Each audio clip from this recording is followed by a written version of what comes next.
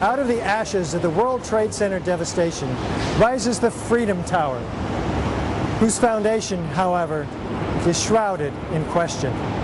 For example, in the World Trade Center dust, an international team of scientists find an advanced form of highly energetic nanothermite composites. What is it, and where does it come from? In the dust, we found what we characterize as unreacted thermitic material in the shape of some very tiny red-gray chips. And in the reaction they produce molten iron, which is the prime indication of a thermitic reaction. And such a reaction can be used to destroy steel structures.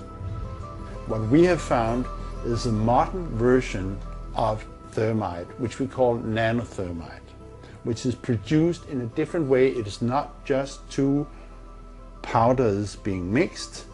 The material is actually built from the atom scale up. We call it the bottom-up procedure, which is what you do in nanotechnology. The ingredients are much smaller, which means they're reacting faster and they are more easily ignited.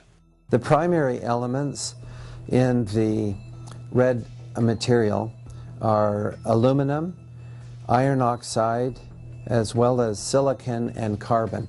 The iron oxide appears in faceted grains, approximately 100 nanometers across. The aluminum appears in thin platelets, about 40 nanometers thick.